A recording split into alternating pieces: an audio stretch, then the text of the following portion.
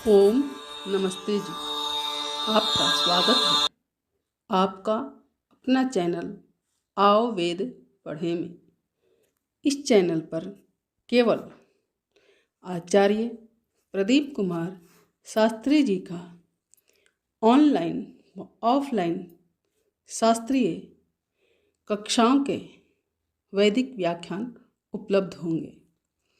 अपने चैनल पर आने वाले वीडियो की सूचना पाना चाहते हैं तो लाइक और सब्सक्राइब करें तथा घंटी के बटन को दबाएं, जिससे कि वीडियो अपलोड होते ही सबसे पहले सूचना पा सकें।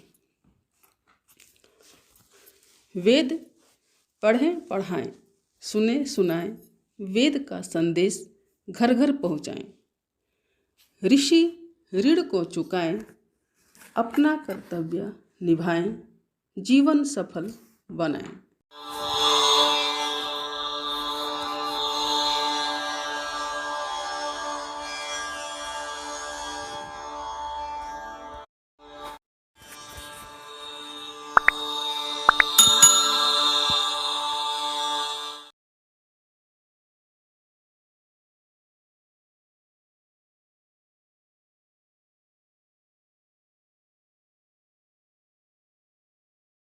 ॐ सहना भवतु सहनो भुनक्तु सह वीर्यं करवावहै तेजस्विनावधीतमस्तु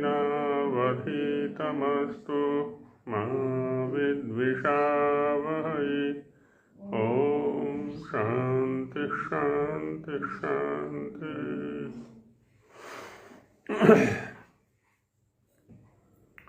उपासना प्रकरण के अंतर्गत उपनिषदों के आधार पर उपासना का स्वरूप, उपनिषदों के अंदर उपासना के विषय में क्या कहा गया है, कौन उसके योग्य है,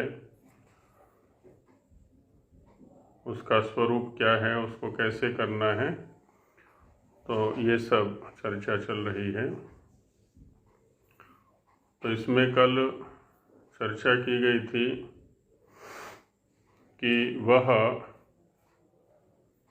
जो कि ब्रह्मपुर में एक सूक्ष्म छोटा सा कमल के आकार का घर है, स्थान है, और उसमें एक सूक्ष्म आकाश है, उसके अंदर जो रहता है उसका अन्वेषण करना है, उसको जानना है।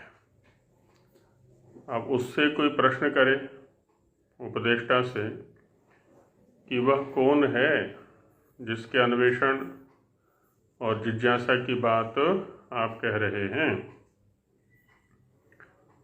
तो अब उसमें समाधान वो करते हैं कि स ब्रूयात, वह उपदेष्टा अध्यात्म पुरुष बोले।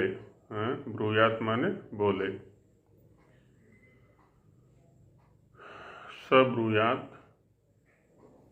यावान वा अयम आकाशः तावान एषो अंतर्हृदय आकाशः। चरक में एक प्रसंग आया है, तो वहाँ पर कहा गया है कि लोक सम्मितोयम पुरुषः।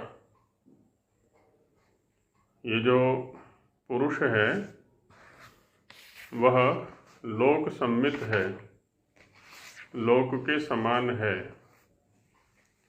कि जो कुछ लोक में है वही सब कुछ इस पुरुष के अंदर है, माने पिंड के अंदर है।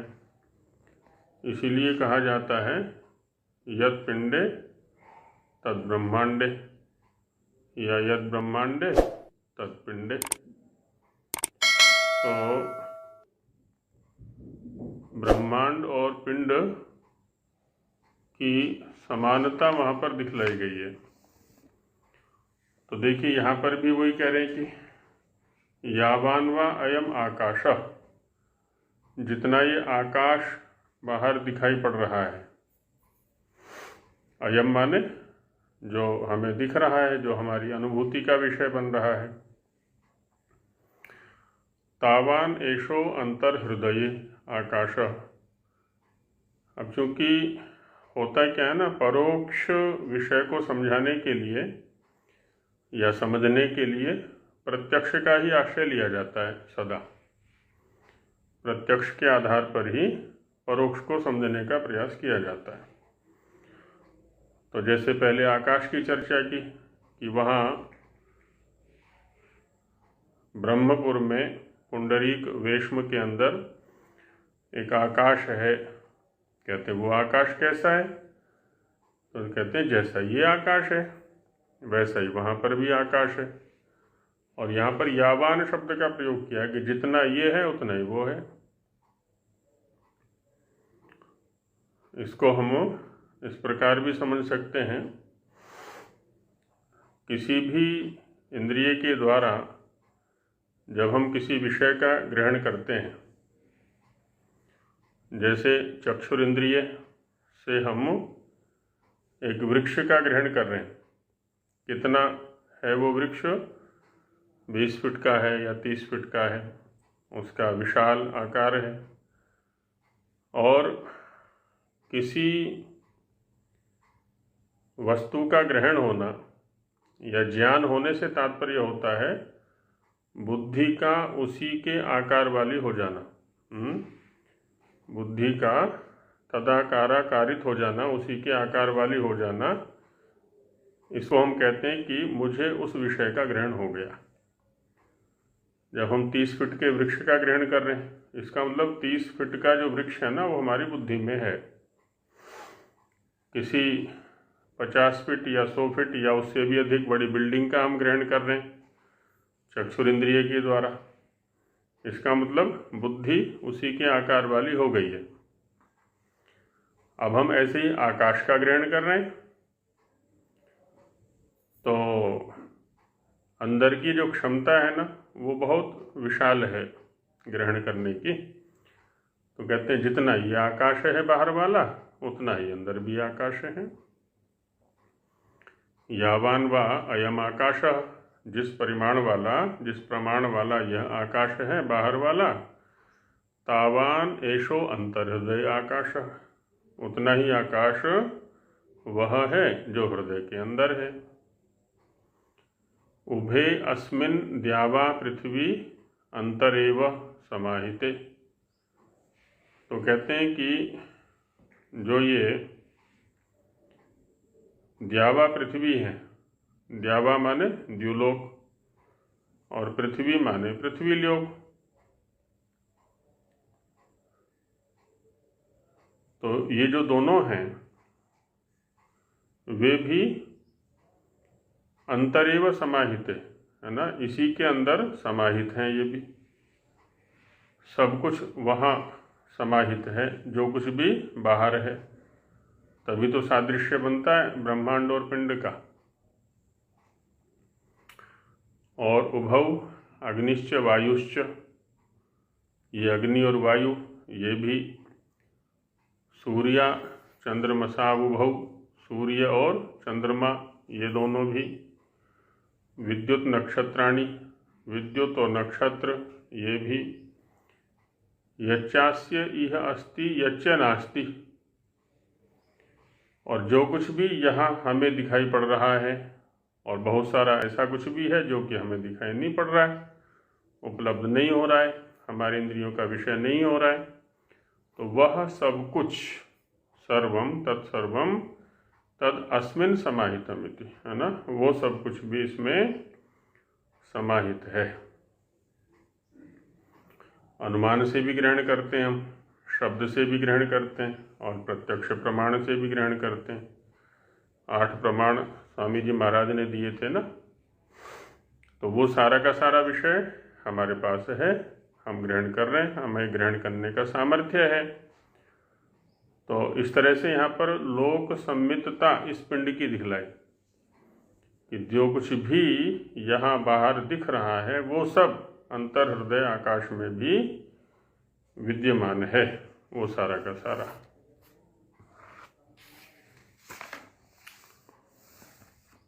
तम चेत ब्रूयु, यदि फिर भी उनसे शंका करें बताने वाले से कि अस्मिंश्चेत इदम ब्रह्मपुरे सर्वम समाहितम, कि इस ब्रह्मपुर में ही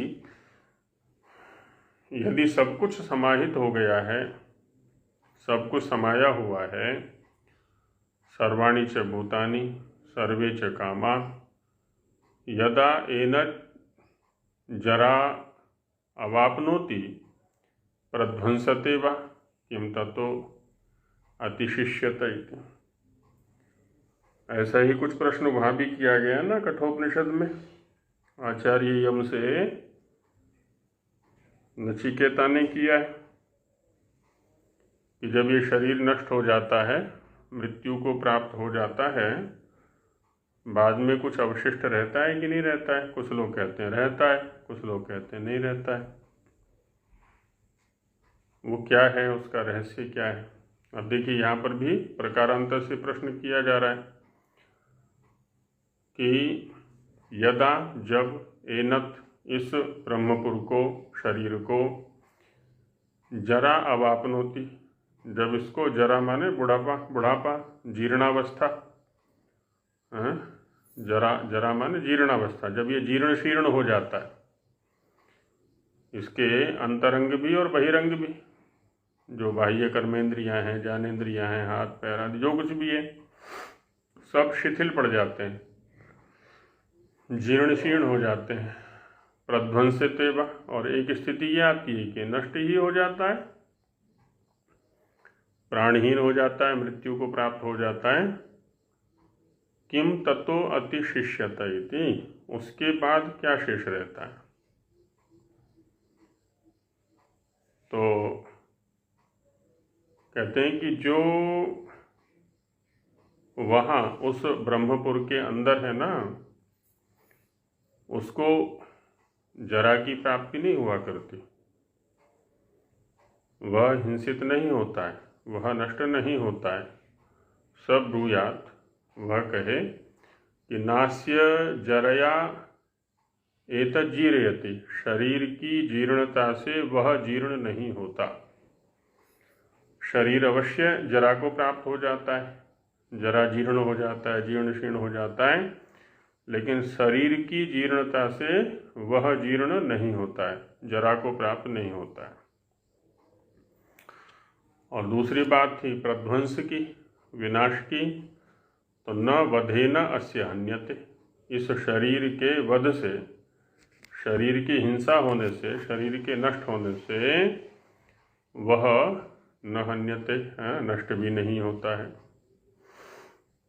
एतत् सत्यम ब्रह्मपुरम अस्मिन् कामाः समाहिता एव, और ये सत्य है, ये जो ब्रह्मपुर है सदा रहने वाला है। अस्मिन् कामाः समाहिता, और इसी में सारे के सारे काम, कामनाएं समाहित हैं। ऐसा आत्मा, और ये जो आत्मा है जो कि अपहत पापमा,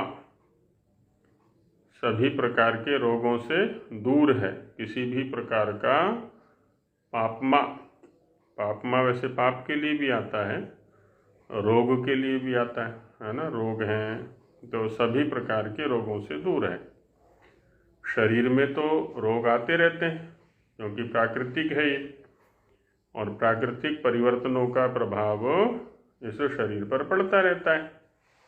हम सावधान नहीं रहते हैं तो रोगग्रस्त हो जाता है शरीर। तो अपहत पापमा विजरा, जरा से भी रहित है ना, विगता जरा यस्य, उसको जरा भी नहीं आती। जरा माने वृद्धावस्था, जीर्णता भी उसको नहीं पकड़ पाता, जीर्ण नहीं कर पाता। विमृत्यु, उसकी मृत्यु भी नहीं होती कभी, क्योंकि मृत्यु का मतलब क्या होता है? व्याकरण में मृंग प्राण त्यागे धातु है, प्राणों को छोड़ देना, ये होता है मृत्यु। तो प्राणों को तो ग्रहण किया है शरीर ने। शरीर की स्थिति के लिए प्राणों की आवश्यकता है। शरीर से प्राण निकल गए तो प्राणहीन शरीर हो गया, इसकी मृत्यु हो गई। आत्मा के साथ तो उनका कोई संबंध नहीं है, आत्मा के धारण करने के साथ में उनका कोई संबंध नहीं है। ऐसे ही जीर्णता भी प्राकृतिक पदार्थों में आती है। अभी नए हैं, फिर युवा होंगे, फिर जीर्ण हो जाएंगे। जितने भी प्राकृतिक पदार्थ हैं उनकी 6 अवस्थाएं हुआ करती हैं।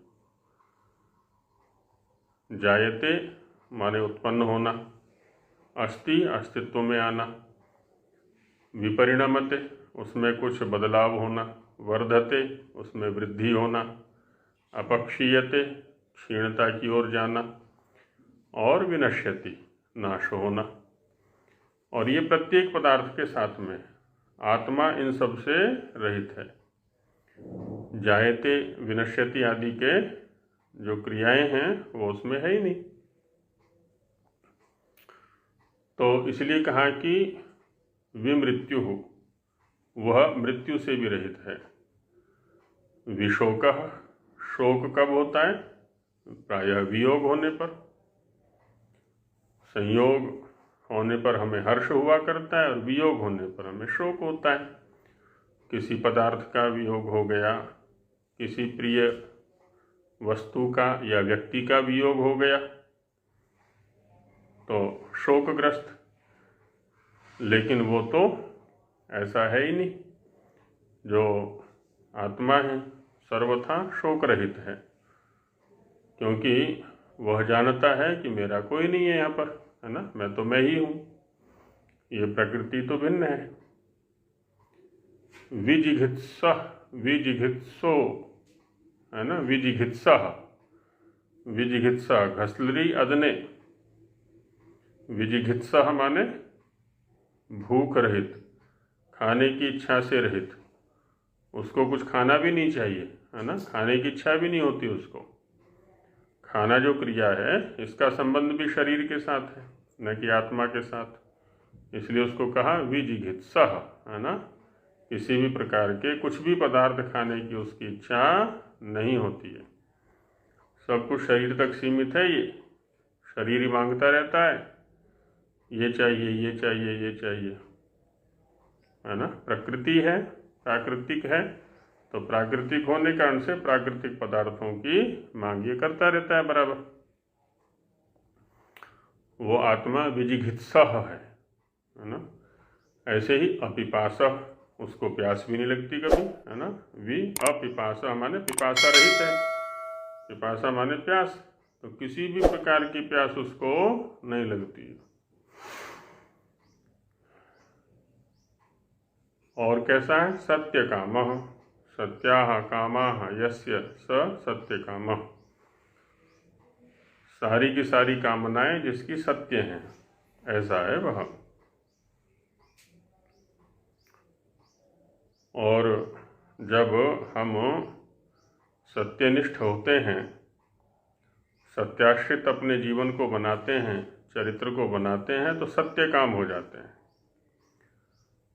जो कुछ भी हम कामना करेंगे वो निश्चित रूप से अस्तित्व में आएगी, सतरूप में आएगी। अनेकत्र ऋषियों ने ऐसे संकेत दिए हैं, है ना, घोषणा की हुई है कि उस अक्षर के साक्षात से, उस अक्षर के ज्ञान से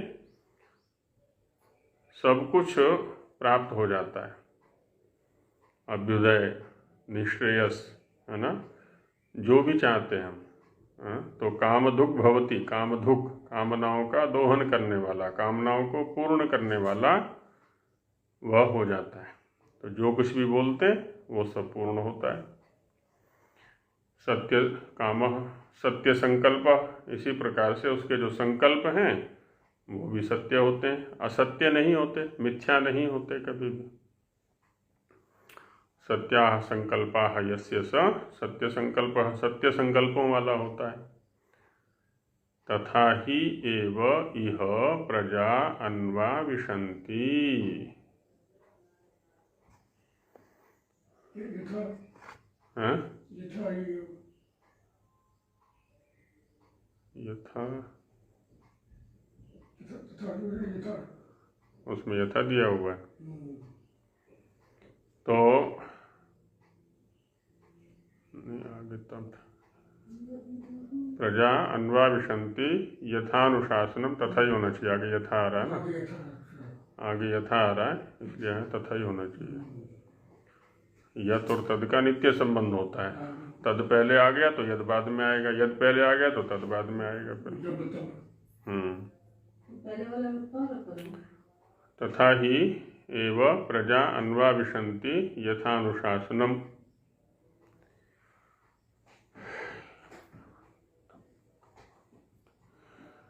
तो उसी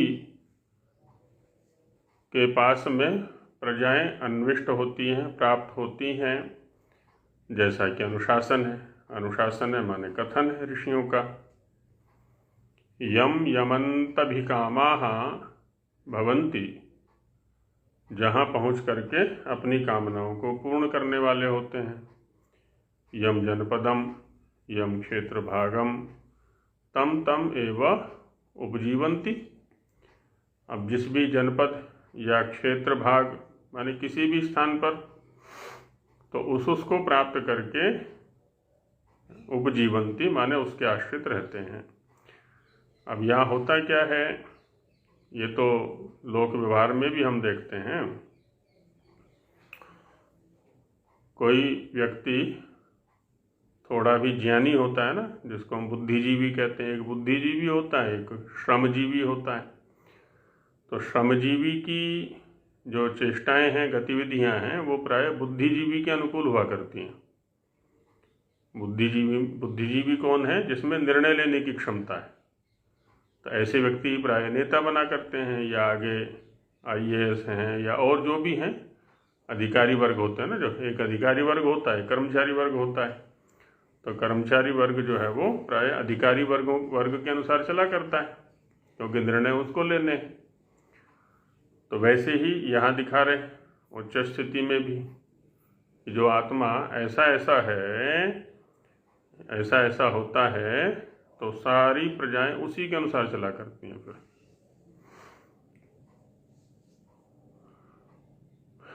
इसी प्रसंग को भाषार्थ में लेते हैं। यह उपासना योग दुष्ट मनुष्य को सिद्ध नहीं होता, है ना। जो दुराचार में, दुष्ट कर्मों में लगा हुआ है, वो तो विक्षिप्त रहेगा, उसको यह सिद्ध नहीं होगा। क्योंकि हेतु देते हैं आगे, नाविरतः, जब तक मनुष्य दुष्ट कामों से अलग होकर, दुष्ट कामों में लगा हुआ है, तो दुष्ट कामों से अलग होकर अपने मन को शांत और आत्मा को पुरुषार्थी नहीं करता। पुरुषार्थ से तात्पर्य है परम पुरुषार्थ, मोक्ष। तो मोक्ष की इच्छा वाला, कि सभी प्रकार के दुखों की निवृत्ति करनी है मुझे, तो वैसी वृत्ति वाला नहीं बनाता, तथा भीतर के व्यवहारों को शुद्ध नहीं करता। जो मानसिक स्तर पर विचार आदि चल रहे हैं, वहाँ शोधन नहीं होता। तब तक कितना ही पढ़े व सुने, स्वाध्यायशील जो सज्जन है ना, उनके लिए यहाँ स्पष्ट रूप से कहा जा रहा है कि स्वाध्याय की परिणति जब तक चरित्र में नहीं होती, क्रिया में नहीं होती, तब तक उस स्वाध्याय का लाभ नहीं मिलेगा हमें। तो इसलिए करें, तब तक कितना ही पढ़े व सुने, कितने प्रवचन सुन ले, कितने ही ग्रंथों का अध्ययन कर ले, दर्शनों का करे, वेदों का करे, वेदांगों का करे, उपांगों का करे, किसी का भी करे, लेकिन जब तक उसको क्रिया में नहीं लाएगा, जो कुछ भी पढ़ा है उसको क्रिया में नहीं लाएगा, तब तक उसकी उपासना सिद्ध होने वाली नहीं है। तो ज्ञान के अनुसार क्रिया करना, उसको परमेश्वर की प्राप्ति कभी नहीं हो सकती, कभी भी परमेश्वर की प्राप्ति नहीं हो सकती। कुछ लोग होते हैं ज्ञान मार्ग को छोड़ करके ज्ञान का जो आश्रय है सदग्रंथों का स्वाध्याय आदि छोड़ करके उसी में लग जाते हैं। अथवा कुछ लोग हैं केवल ग्रंथाभ्यास में ही लगे रहते हैं, ईश्वर की ओर प्रवृत्ति करते ही नहीं कभी भी। तो दोनों ही अधूरे हैं, दोनों का ही मार्ग भटकने वाला है। और दिखाते हैं कि तपश्रद्धे, जो मनुष्य धर्माचरण से, है ना, धर्माचरण एकदम युक्ति युक्त आचरण जो होना चाहिए, है ना, वही कर रहे हैं, परमेश्वर और उसकी आज्ञा में अत्यंत प्रेम करके, परमेश्वर में भी और उसकी आज्ञा में भी अतिशय प्रेम। प्रेम क्या होता है? तृप्ति, प्रिय तर्पणे, कि बस तृप्ति का साधन यही है। कौन? ईश्वर है अथवा ईश्वर की आज्ञाएं हैं, है ना, और कोई तृप्ति का साधन नहीं है मेरे लिए। जैसे हम बाह्य वस्तुओं में या बाह्य व्यक्तियों में प्रेम करते हैं ना, और उनको देखते, किसी को देख करके तृप्ति की अनुभूति करते हैं, किसी को भोग करके तृप्ति की अनुभूति करते हैं इंद्रियों के स्तर पर। तो तृप्ति का साधन क्या बनना चाहिए हमारा? ईश्वर और ईश्वर की आज्ञाएं। अरण्य अर्थात शुद्ध हृदय रूपी वन में। अब देखिए, बाह्य जंगल को नहीं ले रहे स्वामी जी महाराज यहाँ पर, क्योंकि हृदय शुद्ध नहीं हुआ और जंगल में चले गए, बाहर वाले जंगल में, तो उससे कुछ उपलब्धि होने वाली नहीं है। हृदय को शुद्ध करना है, हृदय को ही जंगल बना लेना है। हृदय में ही, मस्तिष्क में ही कोई विषय वासना को उठने नहीं देना है। किसी भी सुख सुविधा की इच्छा वहाँ पर नहीं होनी चाहिए। इसी का नाम होता है अरण्य, है ना। रमणीयता के लिए स्थान ना होवे वहाँ पर। ये अच्छा लगता है, ये अच्छा लगता है, अच्छा लगने के लिए तो हम सारी क्रियाएं करते रहते हैं ना जीवन भर। हम प्रायः जीवन भर दूसरों को अच्छे लगने वाली क्रियाएं ही। हम कौन से कपड़े पहनते हैं? जो दूसरों को अच्छा लगे, दूसरे लोग प्रशंसा करें। ऐसे जूते पहनेंगे, ऐसी हेयर स्टाइल बनाएंगे, ऐसा पर्स रखेंगे, ऐसा बैग रखेंगे, ऐसा मकान बनाएंगे, ऐसी गाड़ी बनेंगे, माने दूसरों शुद्ध हो जाए, मस्तिष्क एकदम शुद्ध हो जाए। शुद्ध माने वासना रहित, विषय वासनाओं से रहित हो जाए। तो वे परमेश्वर के समीप वास करते हैं। तो यहाँ पर अरण्य की परिभाषा दी, शुद्ध हृदय, विषय वासनाओं से रहित जो हृदय है वह अरण्य है। जहाँ रमणीयता के लिए कुछ जगह शेष नहीं है। विषय वासनाओं में, सांसारिक पदार्थों में जहाँ रमणीयता नहीं देखी जाती, तो उसमें स्थिरता के साथ निवास करते हैं। वे परमेश्वर के समीप वास करते हैं। बस हृदय शुद्ध हो गया तो हम स्वरूप में आ गए। वहाँ भी तो यही कहा ना, योगस्य चित्त वृत्ति निरोधा, चित्त की जो बाह्य वृत्तियाँ हैं उनका निरोध हुआ। तदा दृष्टु स्वरूपे अवस्थान, तब हम अपने स्वरूप में आ जाते हैं, परमात्मा के स्वरूप में आ जाते हैं। माने जो वृत्ति सारूप्य है वहाँ से हट करके, क्योंकि वृत्ति सारूप्य क्या है? मलिनता या विक्षिप्तता।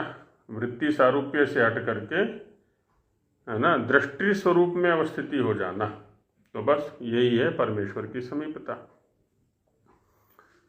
जो लोग अधर्म के छोड़ने और धर्म के करने में दृढ़ तथा वेदादि सत्य विद्याओं में विद्वान हैं, अधर्म को छोड़ना। अधर्म क्या है? जितने भी आडंबर हैं, जितने भी प्रदर्शन हैं, प्रदर्शन के लिए जो जो क्रिया करेंगे हम, वो सब अधर्म में आएगी।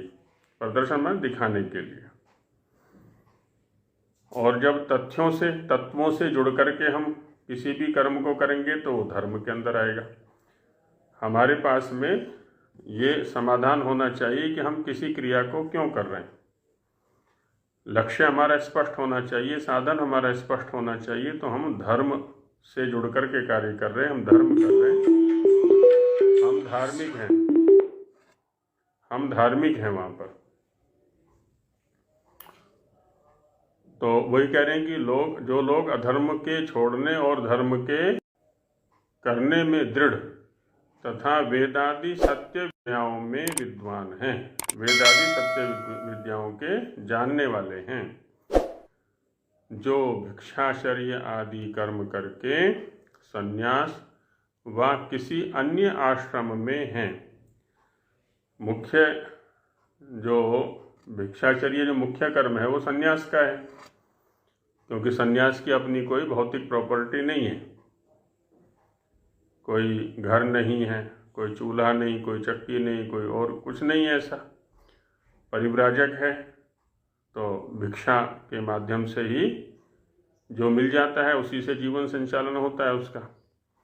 लेकिन कहते हैं कि जो अन्य भी आश्रम वाले हैं, यदि वो भी इस प्रकार का जीवन जीते हैं, कैसा? अधर्म को छोड़ना, धर्म को दृढ़तापूर्वक ग्रहण करना और वेदादि सत्य शास्त्रों के विद्वान होना, तो उनके लिए भी कहते हैं कि भिक्षाचर्य की व्यवस्था है, माने अपरिग्रही जीवन। उसी को कहा है कुंभी धान्य, बस एक दिन का ही अन्न जिनके पास में रहता है। इस प्रकार के गुण वाले मनुष्य सूर्य द्वारेण प्राण द्वार से परमेश्वर के सत्य राज्य में प्रवेश करके इस भौतिक, सांसारिक, प्राकृतिक या मिथ्या या अनित्य जगत को छोड़ करके इसके प्रति जो स्पृहा है, इसके प्रति जो राग है ना, वो छूट जाता है। जब वो छूट गया तो परमेश्वर का जो सत्य राज्य है उसमें प्रवेश हो जाता है फिर इनका। इसीलिए विरजा अर्थात सब दोषों से छूट के, रज का अर्थ किया दोष, क्योंकि रजोगुण जो है वो दोष कराता है। रजोगुण के कारण से चंचलता होती है हमारी, और जहाँ चंचलता होती है, विक्षेप होते हैं, तो बहुत सारे दोष हुआ करते हैं। विवेक रजोगुणी को प्रायः नहीं होता। जो राजसिक वृत्ति वाले होते हैं ना, उनको विवेक नहीं होता, वो विवेक पूर्वक कार्य नहीं करते तो दोषी बनते हैं, अपराधी बनते हैं। इसलिए विरजा का अर्थ किया सब दोषों से छूट के परमानंद मोक्ष को प्राप्त होते हैं, है ना। परमानंद जो मोक्ष है उसको प्राप्त होते हैं, जहाँ की पूर्ण पुरुष, सब में भरपूर, सबसे सूक्ष्म, अमृतः अर्थात अविनाशी, और जिसमें हानि लाभ कभी नहीं होता, ऐसे परमेश्वर को प्राप्त होके, है ना। ये सब परमेश्वर के विशेषण दिए। पूर्ण पुरुष, सब में भरपूर, सब में भरा हुआ है पूरी तरह से वो, सबसे सूक्ष्म है वो, अमृत, है ना, जिसका मरण नहीं होता, कभी भी विनाश नहीं होता है, हानि या लाभ के साथ भी जिसका कोई संबंध नहीं है, ऐसे परमेश्वर को प्राप्त होकर सदा आनंद में रहते हैं। क्योंकि आनंद की हानि कब होती है? जब हम प्राकृतिक पदार्थों के साथ जुड़ते हैं। प्राकृतिक पदार्थ की प्राप्ति होना लाभ, उसका छूटना हानि, और प्राकृतिक पदार्थों के साथ तो ये सदा ऐसा रहेगा ही, जो आज मिला है वो कल छूटेगा, और मिलते ही छूटने का भय साथ में लग जाता है उसको कि पता नहीं कब छूट जाए वो। मिलते ही छूटने का भय चल रहा है कि नहीं चल रहा है, उसके साथ लगा रहता है कि पता नहीं कब छूट जाएगा। जिस समय इन सब साधनों से परमेश्वर की उपासना करके उसमें प्रवेश किया चाहे, उपासना कि ये साधन बता दिए पहले और उसमें प्रवेश करना है, उस समय इस रीति से करें कि अथ यदिदम इत्यादि, कंठ के नीचे, दोनों स्तनों के बीच में और उदर के ऊपर जो हृदय देश है ना, स्थान का संकेत कर दिया।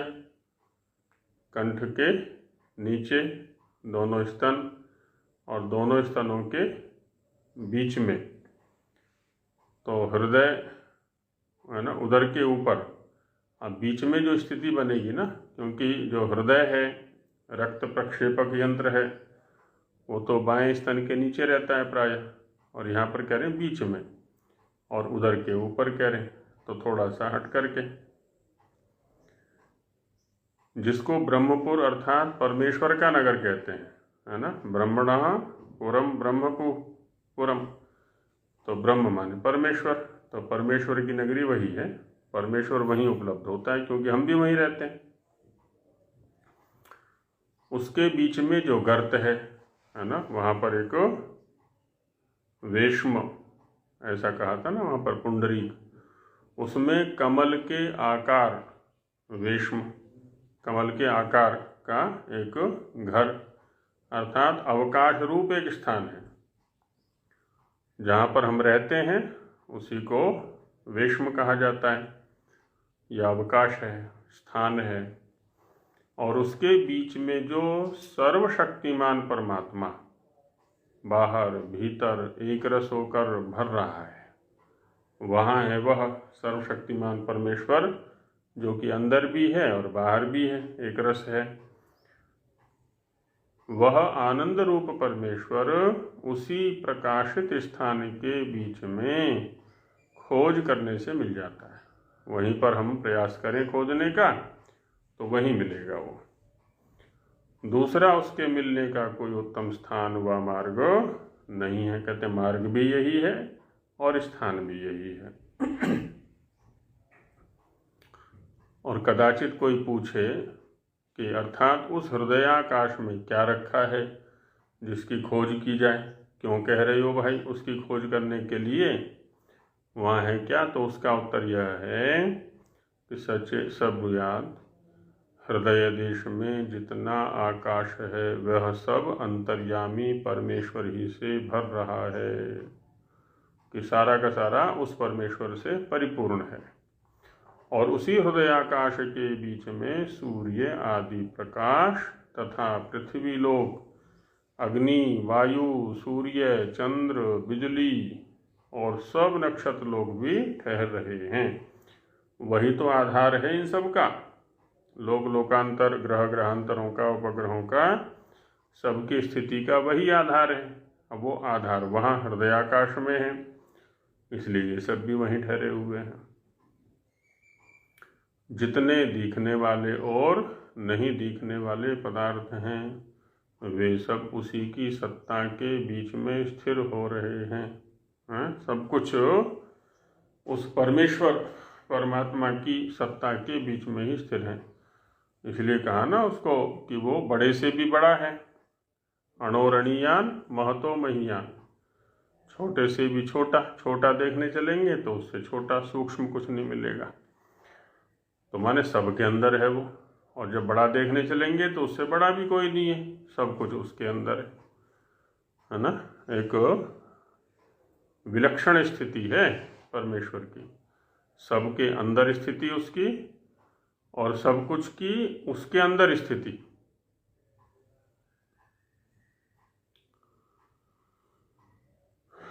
और फिर भी प्रश्न करते हैं, इसमें कोई ऐसी शंका करे कि जिस ब्रह्मपुर हृदयाकाश में सब भूत और काम स्थिर होते हैं, उस हृदयाकाश में सारे के सारे भूत भी और काम भी स्थिर होते हैं, उस हृदय देश के वृद्धावस्था के उपरांत नाश हो जाने पर उसके बीच में क्या बाकी रह जाता है?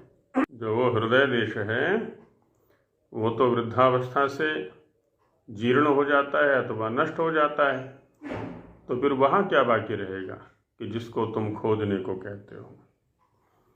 वहाँ क्या खोजें फिर? तो उसका उत्तर यह है कि सुनो भाई, उस ब्रह्मपुर में जो परिपूर्ण परमेश्वर है, वहाँ जो पूरी तरह से भरा हुआ है, उसको न तो कभी वृद्धावस्था होती है और न कभी नाश होता है। ये तो इस शरीर के हैं, प्राकृतिक पदार्थों के हैं विनाश और जरा। तो उसी का नाम सत्य ब्रह्मपुर है। कि जिसमें सब काम परिपूर्ण हो जाते हैं। सत्य ब्रह्मपुर किसका नाम है? कि जिसमें सब काम परिपूर्ण हो जाते हैं। पुराने जगत में कहा जाता है ना, वो वृक्ष है कल्प वृक्ष, कुछ कल्पलता कहते हैं, कुछ कल्प वृक्ष कहते हैं। तो कल्पलता क्या है? ये कहते हैं विद्या है ये कल्पलता। करें परिश्रम इसमें, फिर जो जो चाहेंगे वो सब मिलेगा। और ये ब्रह्मपुर है ना, उसमें प्रवेश कर जाएं, सब कुछ है वहाँ पर, जो चाहेंगे सब कुछ वहाँ है, चाहने से भी पहले उपलब्ध है वहाँ सारी चीज़ें, जिसमें सब काम परिपूर्ण हो जाते हैं। और वह अपहत पापमा, अर्थात सब पापों से रहित, किसी भी प्रकार के पाप का योग उसके साथ में नहीं है। और वो सर्वथा शुद्ध स्वभाव, शुद्ध स्वभाव यस्य, है ना, उसका जो स्वभाव है, अपनी सत्ता है, वो एकदम शुद्ध है, किसी भी प्रकार का कोई मल उसमें नहीं है, अशुद्धि नहीं है। और विरजः, जरावस्था रहित, है ना, कभी भी जरा उसको नहीं आती। विरजः का अर्थ, अच्छा यहाँ पर इसके परमेश्वर के प्रसंग में है। विशोकः, शोक रहित है वो। विजरः शब्द है, पीछे संस्कृत भाग में देखें ना, वहाँ विजरः शब्द है, यहाँ पर विरजः, विरज हो गए, मुद्रण दोष हो गया। हाँ, विजरः होना चाहिए, वो मैं कह रहा हूँ, पीछे तो विजरः शब्द आया था, संस्कृत भाग में विजरः शब्द है ना मूल में, तो यहाँ हिंदी में भी विजरः ही होना चाहिए, तभी जरावस्था रहित ये अर्थ बनेगा इसका, क्योंकि विरजः का तो अलग अर्थ है। तो उसको जरावस्था भी नहीं आती है कभी। और विशोकः, हाँ, संस्कृत भाग में जो अंतिम अनुच्छेद है संस्कृत भाग का, विजरः, विजरो ऐसा करके है, सब्रूयानास्य, इस वाले में आत्मा, ऐसा आत्मा अपहत पापमा विजरो विमृत्युर्विशोको, वो तो वहाँ तो अलग आ गया, वो तो दोष रहित अर्थ में आ गया। या विजरः, जरा रहित, वो अलग है, वो तो जा चुका है। हाँ, यहाँ तो यहाँ विजरः शब्द है ये आत्मा के प्रसंग में। और विशोकः, शोक रहित, किसी भी प्रकार का शोक नहीं है। विजिगित्सः, जो खाने पीने की इच्छा कभी नहीं करता, न खाने की इच्छा होती है न पीने की इच्छा होती है उसको। और सत्य काम, जिसके सब काम सत्य हैं, कोई भी काम ऐसा नहीं है जो कि असत्य हो ही नहीं सकते वहाँ पर।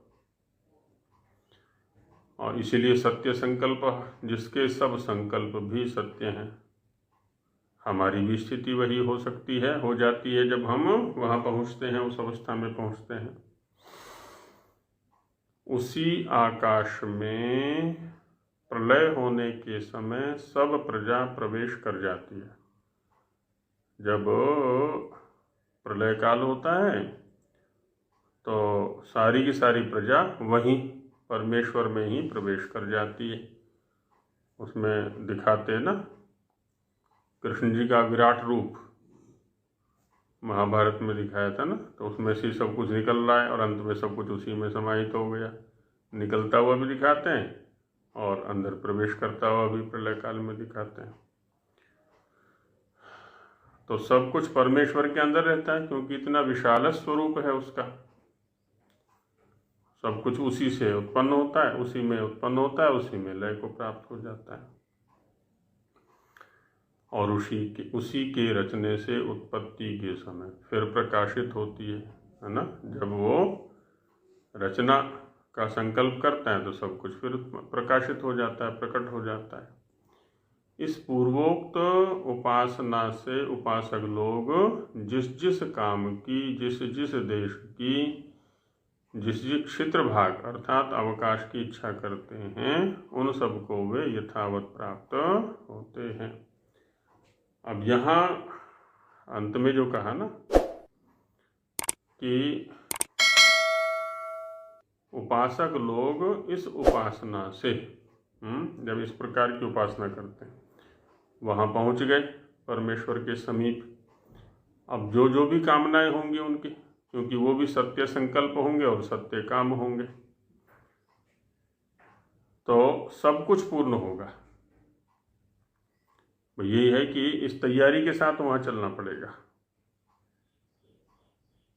जो तैयारी कहा ना इन्होंने कि अपने आप को पहले सत्य स्वरूप बनाना पड़ेगा, तपस्वी बनाना पड़ेगा, रागों से रहित करना पड़ेगा। अच्छा, जब राग रहित हो जाएंगे, संसार के प्रति, भौतिक पदार्थों के प्रति, प्राकृतिक पदार्थों के प्रति किसी प्रकार का राग नहीं रहेगा, तो इनको प्राप्त करने का काम भी नहीं रहेगा, वहाँ पर तो इच्छा भी नहीं रहेगी। ये तो तभी तक है ना जब तक राग है, जब तक मोह है ना। मोह का अर्थ क्या होता है? अच्छे प्रकार से निर्णय लेने की क्षमता न होना कि ठीक क्या है गलत क्या है। मोह वैचित्य से मोह बनता है, चित्त की स्थिरता नहीं है, कोई निर्णीत स्थिति नहीं है उसके पास में। और मोह से ही मूढ़ बनता है ना। एक ही धातु के हैं ये, मोह भी और मूढ़ भी। तो मूढ़ व्यक्ति भी तो हम उसी को कहते हैं ना, जो निर्णय नहीं ले पाता ठीक से, उसी को मूढ़ कह देते हैं। तो ये सब स्थितियां तभी तक हुआ करती हैं, जो बाह्य कामनाएं हैं, जब तक हम मूढ़ हैं, मोहग्रस्त हैं, अनिर्णीत स्थिति वाले हैं, है ना। और जैसे ही इन सत्य शास्त्रों का अध्ययन करते करते और तदनुकूल आचरण करते करते, इस बात पर हमें विशेष ध्यान देना है सभी स्वाध्यायी जनों को कि केवल ग्रंथ अध्ययन से काम नहीं चलेगा। कितने भी बड़े से बड़े अच्छे से अच्छे ग्रंथों का अध्ययन कर लें, या अच्छे से अच्छे व्यक्ति के द्वारा निर्मित, चाहे परमेश्वर के द्वारा उपदिष्ट किसी भी ग्रंथ का अध्ययन कर लें, जब तक उसके अनुसार हम अपना आचरण नहीं करेंगे, तब तक वह उपलब्धि नहीं होगी जो कि उसमें कही गई है। वो उपलब्धि तभी होगी जबकि तदनुकूल आचरण हम करेंगे। उपासना के ऊपर और आगे चर्चा सगुणोपासना और निर्गुणोपासना को लेकर के की जाएगी, जिसकी आनुषंगिक चर्चा पहले भी आ चुकी है। तो इस पर विशेष चर्चा अब कल करेंगे, क्योंकि अभी आज का समय हो गया है।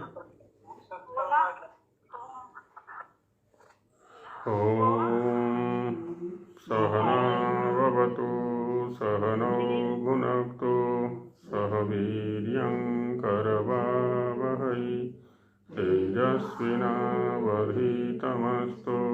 मा विद्विषावहै। ओम शांति शांति शांति। सभी को नमस्ते जी।